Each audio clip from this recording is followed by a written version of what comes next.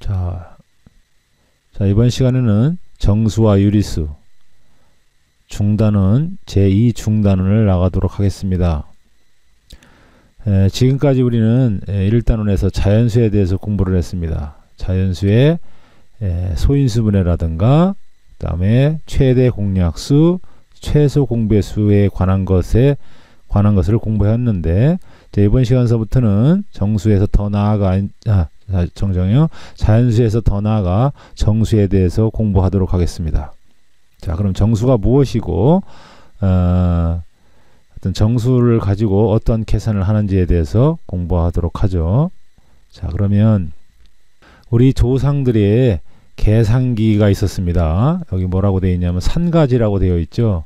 자, 우리 조상들은 삼국시대부터 조선시대까지 나뭇가지를 사용하여 수를 나타내고 셈을 해왔다고 합니다. 이때 사용한 나뭇가지를 산가지라고 한다는 거죠. 산가지라고 한다는 겁니다. 자, 처음에는 대나무로 만든 원기둥 모양의 산가지를 사용하였으나 조선 후기에는 나무로 만든 삼각기둥 모양의 산가지를 사용하였다. 산가지 셈에는 산판 위에 각 칸에 산가지를 수를 놓아 나타내고 사칙 계산을 하였다라고 이렇게 한국 수학사에 나와 있네요. 자, 우리 조상들이 얼마나 슬기로우면 산을 가지고 나무를 가지고 수학을 해왔는지 우리가 상상을 해볼 수가 있습니다. 옛날에는 수학이라는 걸 안 배웠을 것 같죠? 우리 조상들도 다 이런 수학을 옛날부터 배워왔다는 것입니다. 됐어요. 자, 이제 정수와 유리수의 뜻과 대소 관계에 대해서 공부하도록 하겠습니다. 자, 여기에서 우리는 0이라고 하는 거와 그 다음에 양수라고 하는 거와 음수라고 하는 것을 공부하게 됐다. 그리고 우리가 여러 가지 상황에 대해서 자연수만을 가지고는 뭔가를 나타내기는 부족하다는 걸 느끼게 됩니다. 자연수만 가지고 우리가 모든 수를 나타낼 수 있지를 않아요. 그러니까 자연스럽게 음수라고 하는 것이 나오게 됐다고 여러분들이 알 수가 있을 겁니다. 자, 그러면 우리가 일상생활에서도 자연스럽게 음수라고 하는 것이 나타나는 것이죠. 요거 생각 열기를 한번 보도록 하겠습니다. 자, 오른쪽 그림은 수면 위치를 0m라고 하고 5m 높이의 다이빙대에서 출발하여 물속 3m까지 다이빙하는 모습을 나타낸 것이다. 이 그림을 잘 보세요. 여기 수면 5m에서부터 학생이 앉아 있다가 뛰어내리는, 물속에서 풍덩 뛰어내려서 물속 3m까지 다이빙하는 그런 모습이 이렇게 그림으로 나타내져 있습니다. 자, 이 그림을 잘 보고 자, 물음에 한번 답해 볼까요? 1번 출발점의 위치는 어떻게 나타내는지 말해보자. 자, 그럼 출발점이 여기인데 여기를 어떻게 표시할까요? 그렇죠? 여기까지를 우리는 해발이라고 표시하자. 해발. 해발 어려운 말이진가요? 우리가 해발 몇 미터 이렇게 해가지고 어떤 산, 에베레스트 산의 높이를 해발 얼마, 그 다음에 바닷속 깊이를 우리는 뭐 해저 이렇게 말하듯이 우리는 요 물속을 우리는 해저라고 합시다. 해저. 그러면 이건 해발, 그 다음에 여기는 해발 5m라고 표시할 수 있고 여기는 해저 3m라고 표시할 수 있습니다. 자, 그러면 이것을 간단한 우리가 기호를 사용해서 나타내면 편리하지 않을까라고 해가지고 얘는 우리가 보통 뭐라고 표시하냐면 얘는 플러스 5m 이렇게 표시하고요. 여기는 마이너스 3m라고 표시를 해줍니다. 자, 드디어 이제 플러스와 마이너스의 용어가 나오기 시작하는 거죠. 자, 그럼 매트를 보겠습니다. 계속 나가죠. 한라산의 높이는 해발 1950m이고 가덕 해저 터널이 가장 깊은 지점은 해저 48m이다. 해수면을 기준 0m로 하여 해발 1950m는 플러스 1950m로, 그 다음에 해저 해저 48m는 마이너스 48m로 나타낸다. 이와 같이 우리 생활에서 0을 기준으로 서로 반대되는 성질을 가지는 양을 기호 플러스와 마이너스를 사용하여 나타낼 수 있다라는 것이죠. 자, 예를 들어서 거기 말이 나옵니다. 예를 들어 이익을 플러스로 나타내면 손해는 마이너스로, 증가를 플러스로 나타내면 감소는 마이너스로 나타낸다. 이렇게 나와 있습니다. 자, 지워볼까요? 자, 그렇다면 이때 양의 부호 플러스를 양의 부호라고 하기로 하고, 마이너스를 뭐라고 하자고요? 음의 부호라고 하자. 무슨 부호? 음의 부호라고 하자. 이것은 약속입니다. 그래서 여러분들은 플러스를 우리나라 말로 양의 부호라고 하고, 음수를 음의 부호라고 약속을 하는 겁니다.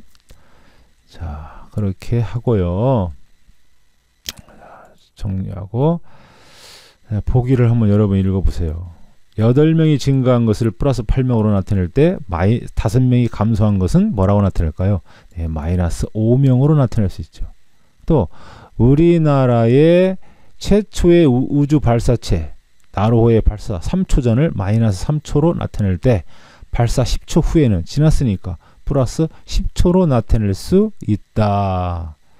어려운 내용이 아니니까 좀 읽어가도록 하겠습니다. 자, 여기를 보겠습니다. 또 자, 그러면 플러스 1, 플러스 3분의 2, 플러스 4.6과 같이 0이 아닌 수의 양의 부호 플러스를 붙인 수를 우리가 뭐라고 하자라고 하냐면 양수라고 하는 겁니다. 양수라고 하고, 그 다음에 마이너스 1, 마이너스 4분의 3, 마이너스 3분의 7과 같이 0이 아닌 수에 음의 부호 마이너스를 붙인 수를 우리는 뭐라고 한다? 그냥 간단하게 음수라고 한다. 이때 0은 양수도 아니고 음수도 아니라는 사실을 꼭 명심해야 되겠습니다. 자, 이제 우리는 플러스 붙인 수를 뭐라고 한다? 양수. 마이너스 붙인 수를 뭐라고 한다? 네, 음수라고 하기로 합니다. 약속이에요. 자, 이제 이것은 여러분이 학교 와서 선생님 내용을 잘 들었다면 충분히 협동학습을 잘 할 수 있을 것이고요. 다음으로 넘어갑니다. 자, 그렇다면 이제 정수란 무엇일까에 대해서 공부하도록 하겠습니다. 자, 정수는 자, 어떤 순일까 보겠습니다. 자, 오른쪽 그림은 대구 광역시 어느 하루 중 최고 기온과 최저 기온을 나타내는 것이다. 자, 네모 안에 알맞은 수를 써 넣어 보자. 자, 여기 온도계가 있습니다. 온도계에서 영상의 온도와 영하의 온도는 뭐를 기준으로 나누냐? 뭐를 기준으로 해서 어디는 영상이고 어디는 영하라고 할까요? 네, 맞죠? 여러분 다 알고 있죠? 0도씨를 기준으로 합니다. 네. 그 다음에 2번 최고 기온과 최저 기온을 각각 양의 부호 플러스와 음의 부호 마이너스를 붙여서 나타내보자. 여기서 최고 기온은 플러스, 여기가 최고 기온이죠. 여기를 확대한 걸 보니까 몇 도예요? 10도, 11, 12, 13도네요. 그래서 플러스 13도 최고 기온은. 그 다음에 최저 기온을 보겠습니다. 여기 0을 중심으로 해서 여기는 아랫부분 여기 있죠. 확대한 걸 보니까 마이너스 1도, 마이너스 2도, 마이너스 3도, 마이너스 4도네요. 자, 그래서 최저 기온은 마이너스 4도가 되겠습니다. 이렇게 표시하는 거예요. 자, 이렇게 양수와 음의 부호를 사용하면 우리가 이런 숫자들을 또는 우리가 일상생활에서 어떤 것을 쉽게 간단하게 나타낼 수 있다는 것이죠. 네, 그래서 음수와 양수가 도입이 된 겁니다. 자, 아래 또 한번 읽어보겠습니다. 자, 지워보고요. 자, 플러스 1, 플러스 2, 플러스 3과 같이 자연수에 양의 부호 플러스를 붙인 수를 우리는 뭐라고 한다? 뭐라고 할까요? 자, 여기서 우리는 또 약속을 합니다. 자, 자연수에 플러스 붙인 것을 우리는 뭐라고 약속을 하냐면 양의 정수라고 약속을 합니다. 뭐라고 약속한다고요? 양의 정수. 예, 양의 정수라고 합니다. 자, 다시 한번요. 자연수에 플러스 붙인 것을 뭐라고 한다고요? 양의 정수라고 하고, 또 자연수에다가 마이너스 1, 마이너스 2, 마이너스 3과 같이 자연수에 음의 부호를 붙인 수를 우리는 뭐라고 할까요? 네, 음의 정수라고 합니다. 뭐라고 한다고요? 네, 음의 정수라고 합니다. 자, 양의 정수, 음의 정수가 또 나왔어요.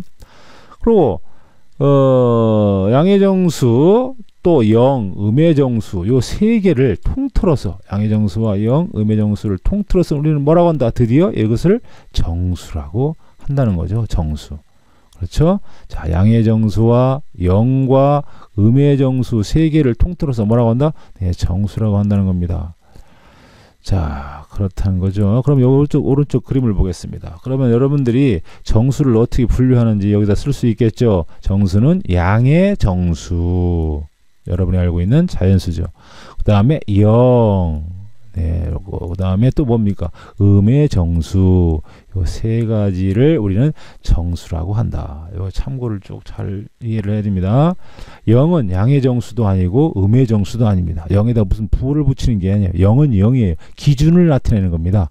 양수냐, 음수냐, 그걸 기준으로 나타내는 것이 바로 영이니까 영은 부호가 없어요.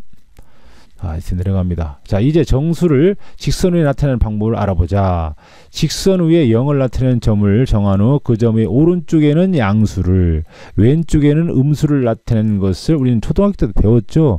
우리는 초등학교 때는 이제 음수를 안 배웠기 때문에 그냥 자연수인 부분만 나타냈지만 이제 중학교에 와서 음의 정수, 음수를 배웠기 때문에 이런 것을 우리는 뭐라고 한다? 수직선이라고 하죠. 수직선.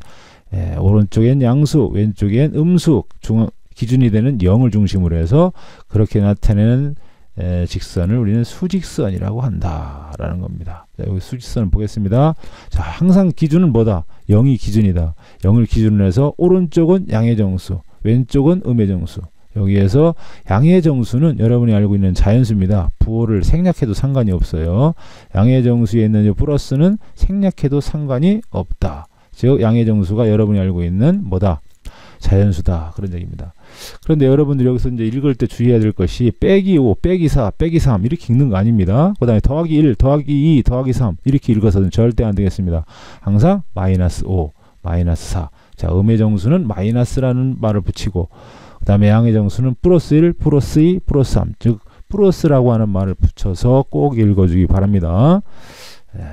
자, 이렇게 해서 배우고 익히는 수학은 또 학교에 와서 여러분 동료들과 같이 풀어주면 되겠습니다.